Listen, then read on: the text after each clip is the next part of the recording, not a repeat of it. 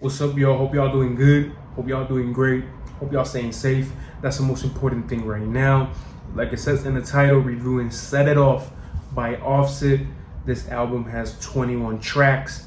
And I just want to start clarifying and saying I'm not comparing albums from Quavo and Offset. I just want to say that. Don't even comment it, don't even DM me, don't even think about I'm doing a comparison on these two albums. I'm not doing that. So let's start off. Say My Grace featuring Travis Scott has little references and condolences to the late rapper Takeoff. And just letting y'all know, Travis Scott has been having a phenomenal year with Utopia dropping, and the tour that is going on, if you see on Instagram, is going crazy.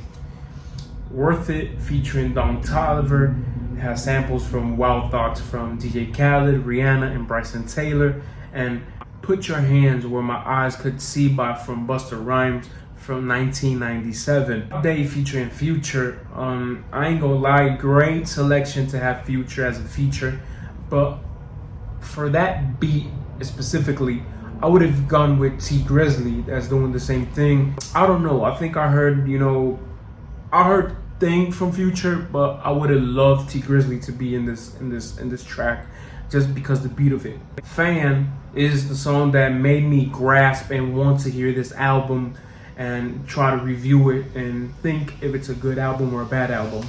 And Freaky, I don't know who the fuck, told or proved Cardi or Offset that the chorus is good because it's a whack ass chorus. It's freaky, it's freaky, yo, that shit is so whack, so stupid, and so corny.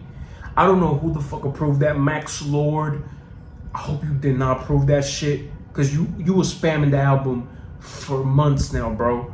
Only thing good that this track had is when Cardi had her verse, the start of the verse, and she said nigga. Her accent was a New York accent, and she sounded a little bit like 6ix9ine used when he said nigga. If you hear the song, y'all gonna say, 6ix9ine would say that with a male voice. Offset's second verse, he was riding that whole beat, but still, corny ass, whack ass song. How about the van? And in the chorus is Lil Key, has no credits, has no, sounds, has no feature on it. And the ad-libs and like the whole final song, like the whole 2 minute of the song, it's a Travis Scott flow and Travis Scott ad-libs. So I don't know. It sounds like a track that is not from Offset itself. Through tracks, Don't You Lie, I'm On, Big Dog, and Night Vision sounds like the organic and the monotonous, Offset, and this Offset that every time you hear and it's Offset, his flow, his cadence, the same flow in these 4 songs that I mentioned. And it's sad because in Night Vision, it's Metro Boomin doing the production, and I think you would have, boomed it up a little bit on your verse and on your song, and it sounds like a same song Offset would have done every day, on a feature. Kiami featuring Mango Fu, if that's how I pronounce it right. Sounds like a commercial plug B&B, if I can say like that, because it sounds not typical from Offset, but it sounds typical from what an underground song from SoundCloud you would hear, but more commercialized. Fine As Can Be featuring Lotto. She just rapping and giving reference to Cardi B and Ice Spice with the Munch. And she just fell off. She's not performing how she performed a couple years back with her album 777. And not even that album was pretty whack as well. It was not that good. When I heard it, I was like, I halfway through the album, I had to cut it out because I was not feeling the vibe that I thought she was giving through the whole year, and what people giving about that big energy she was giving. Princess Cut featuring Chloe. I remember her from Gunna's album DS Forever, Drip Season Forever.